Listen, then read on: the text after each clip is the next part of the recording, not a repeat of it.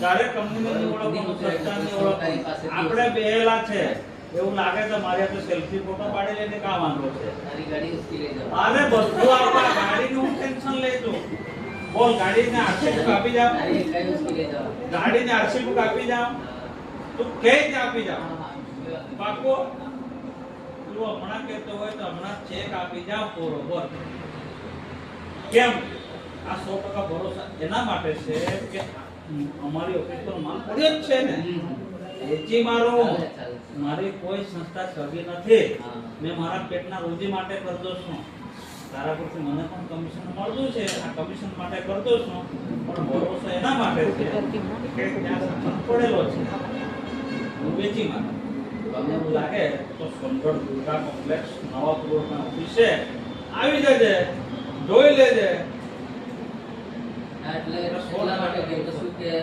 જે નાના બાળકો છે એને પણ જોવું પડે કે આપણી પાસે ઇન્કમ ઓછી આવતી હોય અને આપણે એક વખત કરી દઈએ તો પછી એવું થાય છે તો પછી આપણને વધારે હા વાત તમારી સાચી છે 100% સાચી છે તમારા પૈસા ડૂબી જાય એટલે મને જો અહીંયા લાગે કે ખેડૂતના પૈસા ડૂબ્યા મને બી દુઃખ થાય પણ કદાચ આ બોરવેલ થઈ ગયો તો તમારે છોકરા બી આ પાણી ખાશે ખેતી કરશે અને તમારી 2 ગાય છે કે 10 ગાય થશે ચારો નાખશો અને ઉનાળાના પાક પણ તમે લેશો બોર એ ધરતીનું ધન કહેવાય પાણી એ ધરતીનું ધન કહેવાય એકવાર તમે કરશો તો બીજી વાર બોર કરવાના છો શું કામ એકવાર પાણી લાગ્યું બી જરૂર જ નહીં ને તો આપણે તો 7 પેઢી સુધી સુખે એમ તો લોકો કહે કે અમારો ડોહો ભરી ગયેલો આજે અમે સુખેથી ખાધા છે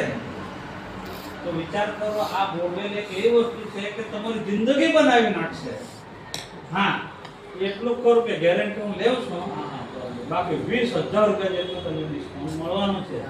તે બી 3 જ છે હે એટલે પાક્કું ધ્યાનમાં રાખજે એવું લાગતું હોય તો 120 રૂપિયા સભાસદ ફીસ કરી લાગ એ કામ તો આપણે પૂરું કરીએ ને જેથી કરીને મને પાક્કું ખબર પડે કે પાક્કો તું કસ્ટમર મારો છે ના ના 120 રૂપિયા છે કે જો મારું એટલે જતા 120 રૂપિયા છે અચ્છા ને તો લાવ સભાસદ તો બની જાય એટલે પાક્કું કહેવાય એમ બરાબર નોંધી લે હા નોંધી લે પાક્કું ને હા પણ કાલે જો મારે કદાચ એવા ઘણા વ્યક્તિ છે આ તો બીજા ગામમાં બી જવાનું ના ના આપણે ફિક્સ કરી એટલે 10 10:30 વાગે યાદ કરાવજે હો કે ભેગા કરેલા એટલે ઓફિસ પર આવી જાય ઓફિસ પર આવવું પડે કે હા ઓફિસ પર આવ્યો જો હું પૈસા હાથ પકડતો નથી જાતે પોતે આવીને રસીદ ફાડી લઈ જવાની સભાસદના તું એ મને આપ્યા છે ને એના બદલામાં કાલે રસીદ તને પાક્કી મળે 100% મળે હું ઓફિસ પર તેને જમા કરી લેવા સભાસદ એને રસીદ તને મળી જશે જે પૈસા ભરશે એની બી રસીદ તને મળી જશે ભાઈને આજે બધા ઘરે મળી વાત કરીએ ચોક્કસ હા પૈસાની સગવડ કરીએ ચોક્કસ હા સસરાને કહી દઈએ તું યાદ રાખજો ને સસરો એટલે બૈરી હોય તને ભડકાવશે નેગેટિવ વાત કરશે તારું ડિસિઝન તું લેજે તારા છોકરાનું ભવિષ્ય તારા હાથમાં છે છોકરી કાલ ઉઠીને જવાબદારી તારી છે આ જીવન સસરો ખવડાવવાનું નહીં મળે આ જીવન બૈરી ખવડાવશે નહીં તું મરદ છે કમાવાનું તારે જ છે આગળ તારે જ વધવાનું છે ડિસિઝન બી તારે જ લેવાનું છે બાકી લોકો એમ બી કહે તું કા ફસાઈ ગયો કા અટવાઈ ગયો એ વિચાર કરતો નહીં કારણ કે જિંદગી તારી છે તારા છોકરા તારે કરવાના છે તારો સસરો તને 1 મહિનો ખવડાવશે 2 મહિના ખવડાવશે 6 મહિના ખવડાવશે એનાથી વધારે ખવડાવવા આવે